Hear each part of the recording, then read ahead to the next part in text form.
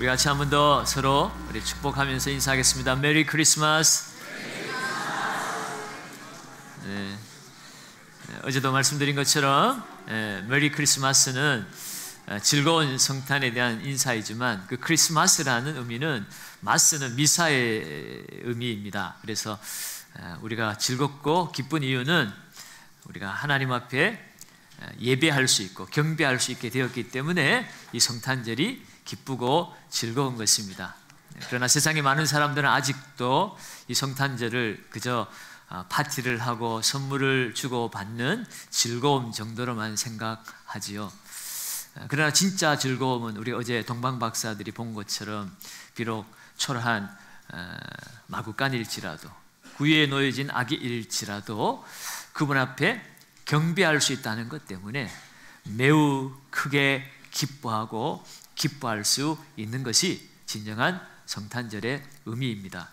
도대체 예수님은 어떤 분으로 이 땅에 태어나셨기에 그렇게 기뻐하고 기뻐하여야만 했을까요?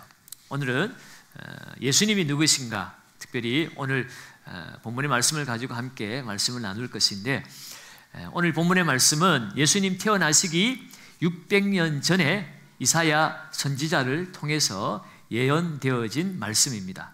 앞으로 오실 메시아는 이런 분이다 라고 미리 예언이 되어진 말씀이지요. 오늘 말씀 속에서 이 땅에 오실 메시아는 도대체 어떤 분이시길래 우리가 이토록 기뻐하고 경배하여야만 했을까, 또 하여야 할까? 오늘 세 가지로 말씀을 나눕니다. 첫째는 예수님은 고통과 흑암의 영광의 빛으로 오신 분이기 때문입니다. 고통과 흑암에 빠져있는 이곳에 우리를 영광의 빛으로 비추시기 위해서 오신 분이라는 거예요. 오늘 본문 1절과 2절 말씀을 우리 같이 한번 읽어봅니다. 전에 고통받던 자들에게는 흑암이 없으리로다. 옛적에는 여호와께서 스불론 땅과 납달리 땅이 멸시를 당하게 하셨더니 후에는 해변길과 요단 저쪽 이방의 갈릴리를 영화롭게 하셨느니라.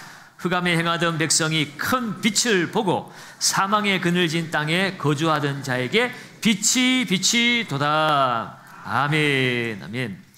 갈릴리라고 하는 지역은 팔레스타인 지방의 가장 북쪽에 위치한 지역입니다. 예로부터 이방인들이 집단적으로 거주했던 것이기도 하고, 아수르나 바벨론 같은 북방 민족이 쳐들어올 때 가장 먼저 피해를 보는 것이 바로 이 갈릴리 지역입니다. 그래서 유대인들조차도 이 갈릴리 지역에 사는 사람들을 멸시하고 천대했습니다. 그야말로 이 갈릴리 지역은 흑암의 땅이었습니다. 이사야는 바로 그런 이 갈릴리 지역에서 오실 메시아, 그분의 사역이 시작될 것이고 바로 그 흑암의 땅에 빛이 비칠 것임을 예언을 했습니다. 정치와 종교의 중심지는 유대의 예루살렘이었습니다. 그런데 그 예루살렘의 메시아가 사역을 그곳에서 시작하지 아니하시고 이 갈릴리, 이 흑암의 땅에서 메시아가 사역을 시작한다는 것, 이것은 가히 충격적인 내용입니다. 실제로 예수님이 이사야의 예언대로 흑암을 밝히는 큰 빛으로 오셔서 사역을 하시게 되지요. 예수님이 오시기 전에 인류는 어땠습니까? 그야말로 죄와 사망의 권세에 붙들려서 흑암에 살아가는 고통스러운 인생들이었습니다. 스스로 이 고통에서 헤어나오려고 몸부림치면 몸부림칠수록 점점 그 늪에서 몸부림치면 점점 빠져들어가듯이 인간은 불행한 삶을 살다가 마침내 몸부림쳐 보았자 결국은 죽어야만 하는 영원한 죽음의 길로 가야 하는 것이 죄 가운데 살아가는 흑암에 거하는 인생들의 운명이었습니다. 그러나 하나님께서는 이 인생들을 구원하시기 위해서 한 사람을 택했습니다. 바로 아브라함이죠. 그리고 한 민족을 택했습니다. 그 아브라함의 자손을 통하여 이스라엘 민족을 택하시고 우리를 구원하시고자 하는 하나님의 놀라운 구원 계획을 점진적으로 이루어져 가셨습니다. 특별히 선지자들을 통하여, 오늘 이사야도 동일합니다만 그 선지자 중에 하나입니다만, 언젠가는 하나님께서 구원자 메시아를 보내주셔서 이 흑암의 땅에 빛을 비추시고 구원해 주실 것이라는 희망을 전해 주셨습니다. 이 구원 계시는 인간이 타락하자마자 주어졌죠. 창세기 3장 15절로부터 시작을 해서, 그리고 이 하나님의 구원 계획은 인간은 죄를 짓고 타락을 해 갔지만 하나님은 이 구원을 하나님이 언약하셨기 때문에, 창세기 12장에서 아브라함을 선택할 때 하나님께서 명령한 것이 아니라 약속을 하셨습니다. 명령은 그 명령 받은 사람의 태도나 행동에 따라서 그 운명이 결정되어지지만, 약속은 약속한 사람이 끝까지 책임을 지는 것입니다. 그래서 이스라엘 백성들을 비롯하여 오늘 이 땅을 살아가는 저와 여러분들까지 우리는 구원받을 만한 그런 자격도 없고 구원받을 수 있는 능력을 가지지 못했습니다. 그러나 하나님의 구원 계획은 취소되지 않고 계속해서 역사 속에서 점진적으로 성취되어져 가다가, 그 하나님의 언약대로, 약속대로 선지자들을 통해서 말씀하신 그 약속의 말씀이 드디어 때가 되매 예수 그리스도께서 이 땅에 오셨고, 오늘 이 이사야의 예언대로 예수님은 갈릴리에서 그 사역을 시작을 하셨습니다. 특별히 예수님께서 이 갈릴리의 가버나움에서 본격적인 이 메시아 사역을 감당할 때에 마태는 오늘 이 예언되어진 말씀을 인용을 했습니다. 마태복음 4장 14절에서 16절 말씀입니다. 같이 한번 읽어봅니다. 이는 선지자 이사야를 통하여 하신 말씀을 이루려 하심이라. 일러스되 스불론 땅과 납달리 땅과 요단강 저편 해변길과 이방의 갈릴리여, 흑암에 앉은 백성이 큰 빛을 보았고 사망의 땅과 그들의 앉은 자들에게 빛이 비치었도다 하였느니라. 아멘. 이사야의 예언이 정확하게 성취가 되었다는 것을 마태는 오늘 이 이사야의 예언의 말씀을 그대로 인용을 하면서 그 말씀이 이제 성취가 되었음을 선언한 것입니다. 예수님은 소망 없는 자들에게 찾아오셨고 사람들이 거들떠보지 않는 그런 자들에게도 은혜를 베풀어 주셨습니다. 오늘 새벽에 우리가 본 것처럼 예수님의 탄생 소식을 저 들에서 양을 치던, 당시에 가장 소외되고 사람들에게 인정받지 못했던, 추위와 배고픔에 떨던 그 가난한 목자들에게 하나님의 그 영광을 알려주셨죠.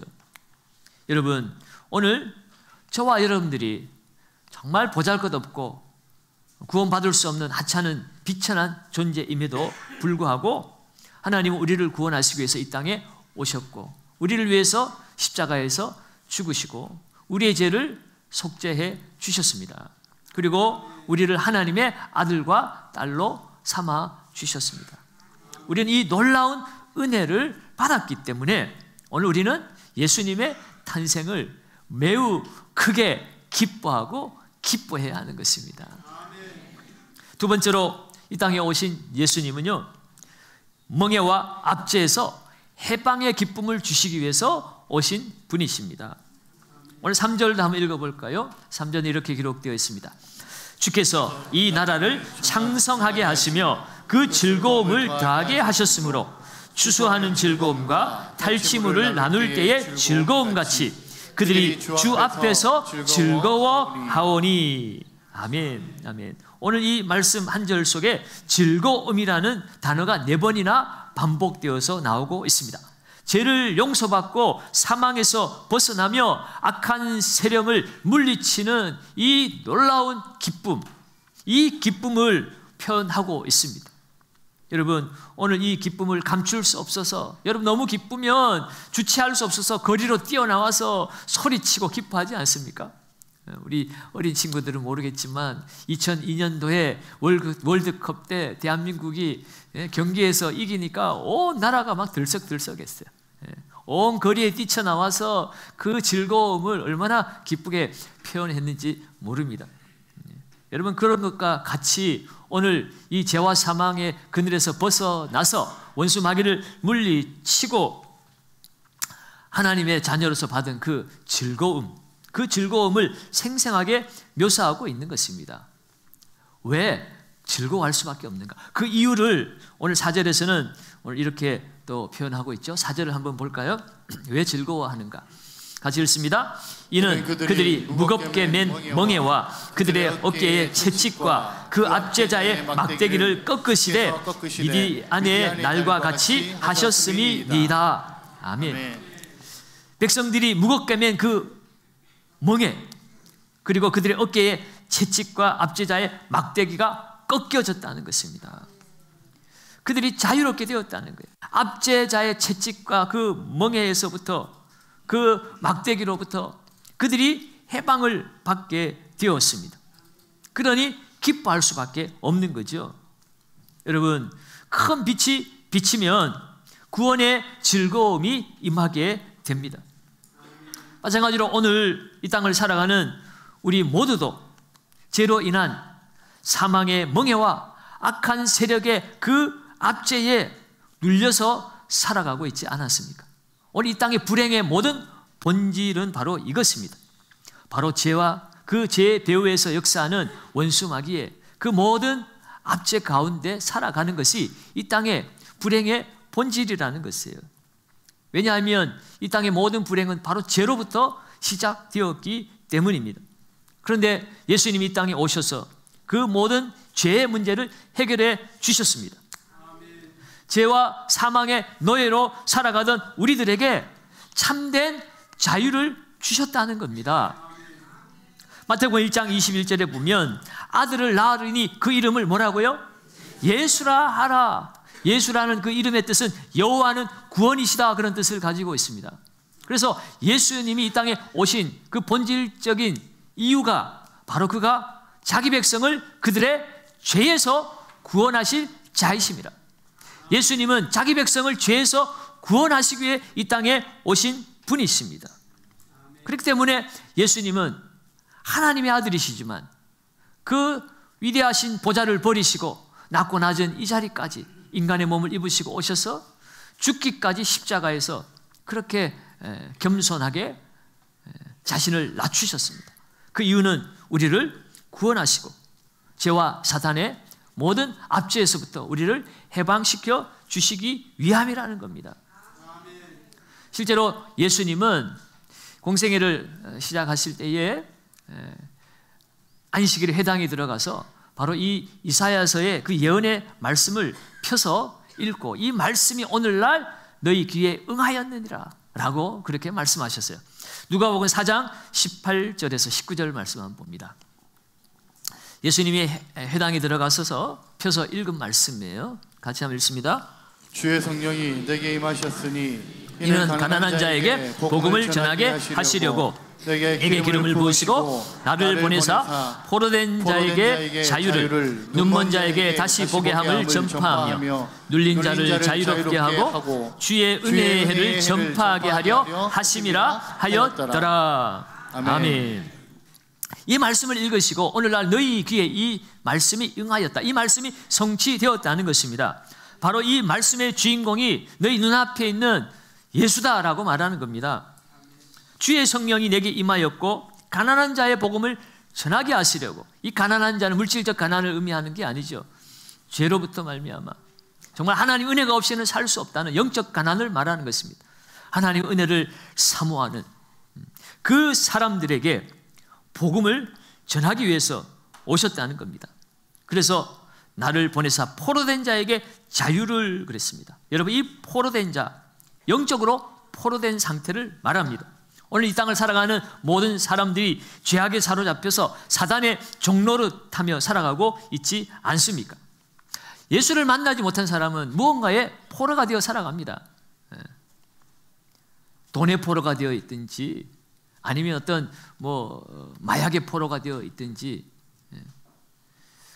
어떤 영상의 포로가 되어 있든지 어떤 무엇인가의 포로가 되어서 거기 세워나지 못하고 살아가는 것이 이 땅을 살아가는 인생의 모습입니다. 그런 포로된 자들을 해방시키신다는 겁니다. 눈먼 자에게 다시 보게 한다고 그랬습니다. 이 눈먼 것도 영적인 눈을 말하는 겁니다. 하나님의 나라를 볼 수 없는 사람들, 그들에게 영적 세계를 열어주시기 위해서 오신 것이고요. 또한 눌린 자를 자유롭게 한다고 그랬습니다.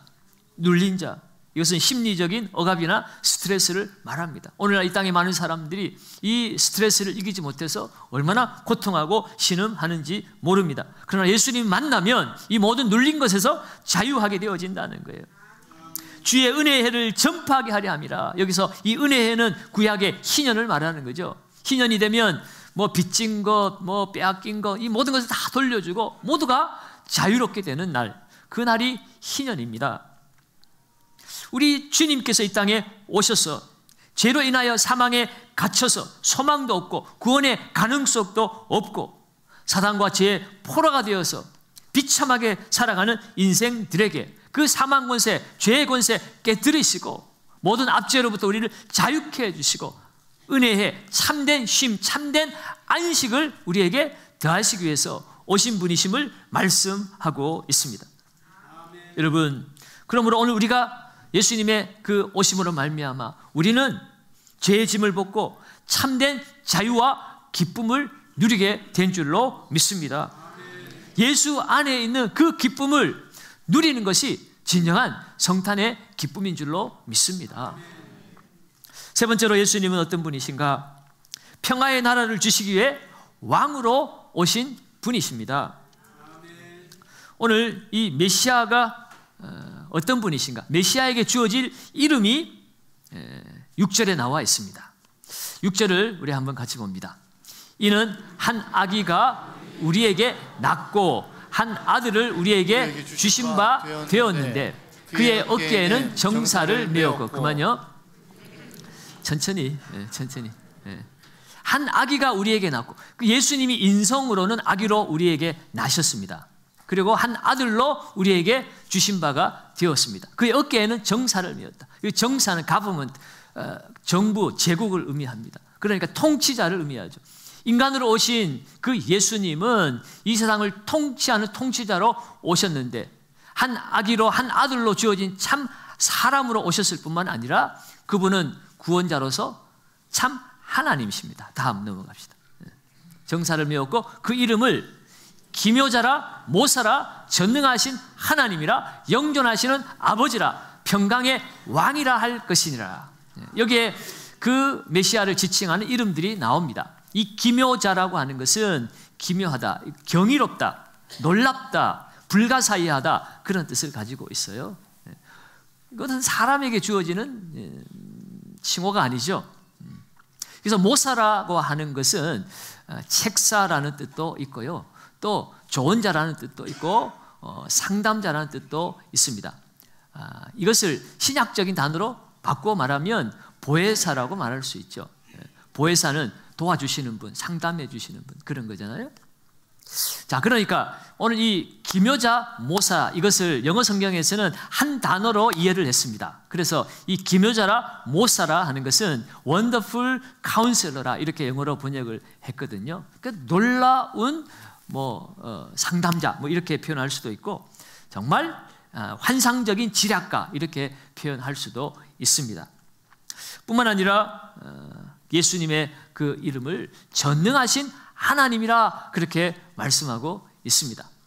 예수님은 이 땅에 오셔서 우리의 모든 필요들을 다 채우시고 우리의 모든 아픔과 고통과 고민을 다 이해해 주시고 우리를 바른 길로 인도해 주시는 우리의 보혜사, 우리의 도우실, 정말 기묘자 모사일 뿐만 아니라 또한 전능하신 하나님이라고 말씀하고 있습니다. 예수님은 하나님이셨어요. 그래서 성경 말씀을 보면 예수님은 바람과 바다도 잔잔케 하시죠. 예수님은 참 인간으로 오셨지만 또한 하나님이시기 때문에 자연 만물도 예수님께 복종을 하게 되어 있습니다. 뿐만 아니라 죽은 자도 살리십니다. 생명의 주인이시기 때문에 그렇습니다. 뿐만 아니라 그 예수님은 영존하시는 아버지다 이렇게 말씀하고 있어요. 영존하신 아버지는 누구예요? 하나님이죠. 하나님.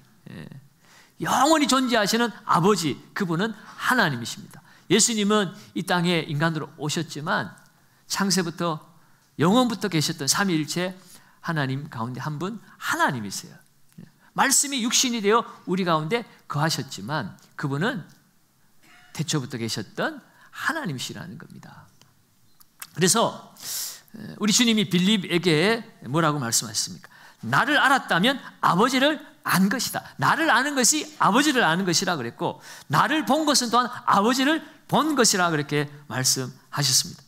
더욱이 나와 아버지는 하나이니라 라고 분명하게 요한복음에서 말씀하셨습니다. 예수님은 아기로 태어나시고 아들로 이 땅에 오신 분이시지만 그분 자체는 본래부터 하나님의 본체이신 하나님이시라는 거예요. 영원히 계시는 아버지라고 말씀하고 있습니다. 예수님의 본성은 하나님이십니다.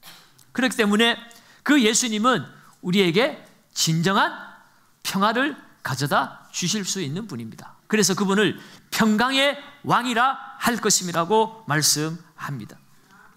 하나님과 인간 사이에 진정한 평화를 이룰 수 있는 분은 오직 예수밖에 없습니다. 예수님만이 유일하신 중보자세요. 우리의 죄를 우리가 해결할 길이 없습니다.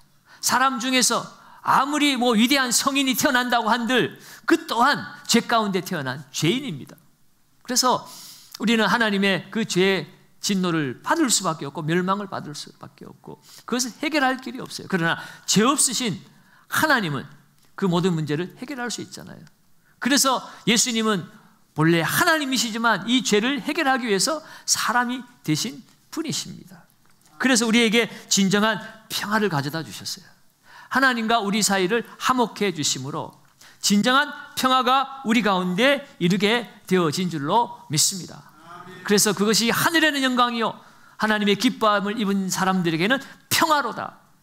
예수 그리스도의 탄생 자체가 우리들에게는 평화가 되어진 것입니다. 주님이 십자가에 죽으시고 부활하신 이후에도 제자들에게 나타나서 가장 먼저 하신 말씀이 뭡니까? 너희에게 평강이 있을지어다. 평강이 있을지어다. 사망 권세를 폐하시고 사단의 나라를 무너뜨리고 하나님 나라를 세우셨고 그 하나님 나라의 백성이 되었으니 이제 평강하라는 것입니다. 이제 평강하라는 것입니다.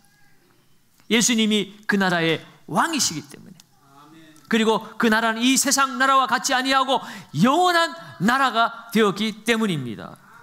그러므로 주님이 우리에게 주시는 평강은 영원한 평강이고 영원한 기쁨입니다. 주님은 이 나라를 주시기 위해 이 땅에 오신 분이십니다. 주님은 우리에게 평강을 주시기 위해서 오신 분이에요. 요한복음 14장 27절에 주님께서 말씀하셨습니다.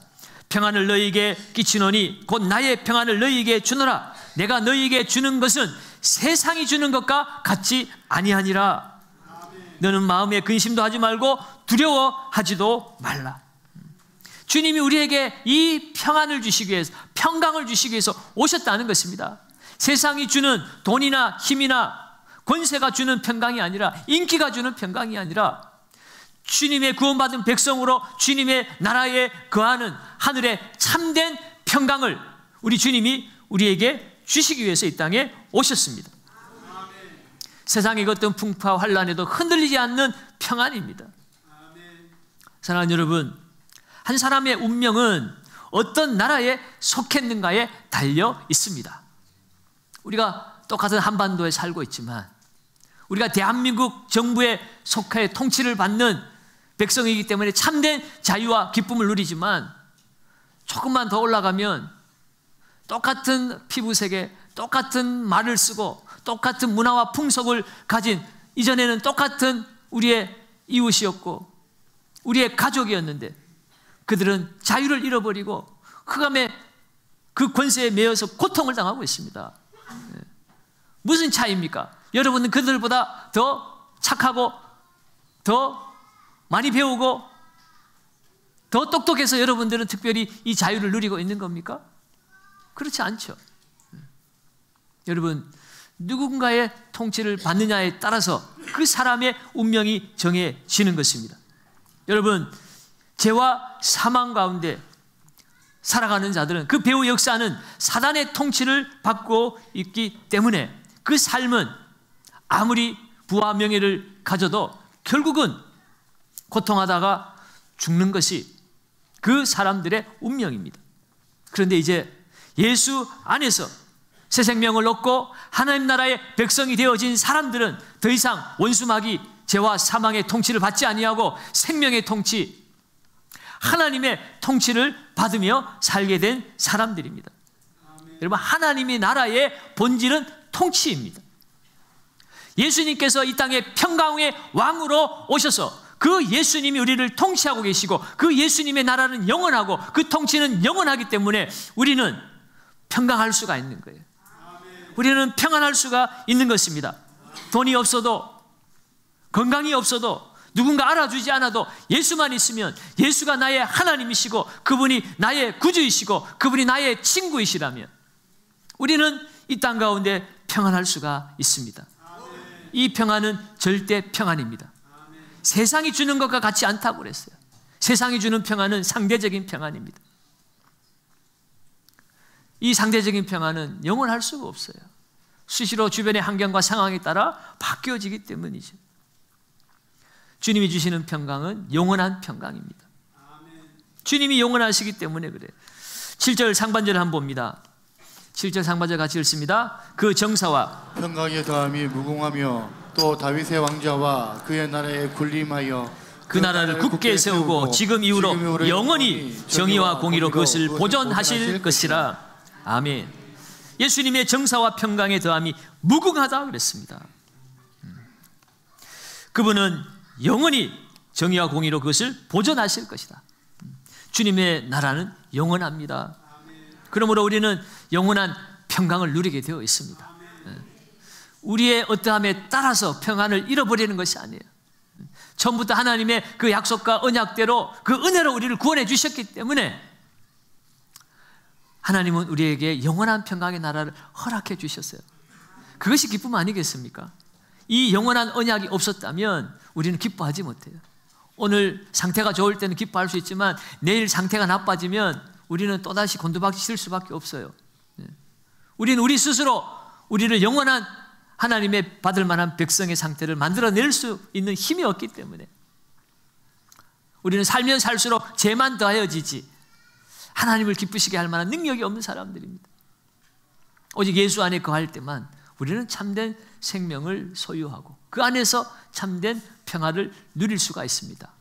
그 예수님이 우리를 책임져 주시고 그 예수님의 통치는 상황과 환경에 흔들리지 않는 영원한 통치자이시기 때문에 우리는 이 평강의 기쁨을 누리게 되어지는 것이에요. 더불어서 오늘 그 메시아가 세상에 임하는 배후에는 하나님의 열심이 있다고 말씀하고 있습니다. 7절 하반절도 한번 읽어봅니다. 만군의 여호와의 열심히 이를 이루시리라. 아멘. 아멘. 예수 안에 있는 이 참된 평강의 기쁨을 우리가 잃지 않는 또 하나의 이유는 바로 만군의 여호와의 열심히 이것을 이루시기 때문이라는 거예요. 내 열심이 아닙니다. 내 열심이 아니에요. 내가 착한 일 많이 하고 내가 훌륭한 덕을 쌓았기 때문에 우리가 이 평강을 누릴 수 있는 것이 아니라 오직 하나님의 열심이라는 거예요. 이 열심이라고 번역된 것은 조금 더 정확하게 번역하면 질투, 시기 그런 단어의 의미를 가지고 있어요. 하나님이 우리를 평강의 나라로 인도하시는 것은 하나님의 질투 때문이라는 겁니다. 좋은 의미로 보면 하나님은 하나님 택한 백성 저와 여러분들이 원수 마귀에게 빼앗겨서 고통당하다 죽어가는 것을 하나님은 용납하지 못한다는 겁니다. 원수 마귀에게 끌려가 다니는 것을 하나님은 시기하신다는 거예요. 질투하신다는 거예요. 그래서 하나님께서 우리를 너무나 사랑하시기 때문에 우리는 여전히 죄인이지만 우리는 여전히 부족하지만 하나님의 사랑으로 우리를 만드셨기 때문에 사랑하는 저와 여러분들을 하나님이 구하시기를 기뻐하신다는 거예요. 그 열심이, 그 하나님의 질투가 오늘 우리를 하나님의 백성으로 살게 하시는 것입니다. 그러니 여러분, 오늘 우리는 예수님의 이 성탄을 기뻐하고 기뻐하지 않을 수가 없습니다.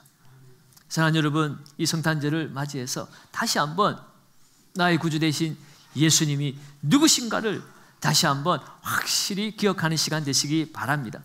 예수님이 왜 이 땅에 오셨는가? 그분의 목적과 사명을 다시 한번 기억하시기를 바랍니다. 그리고 오늘 우리에게 허락된 하나님의 은혜와 복이 무엇인지를 다시 한번 돌아보고 하나님이 우리를 살리신 그 사명을 향하여 오늘도 우리는 달려가야 할 줄로 믿습니다.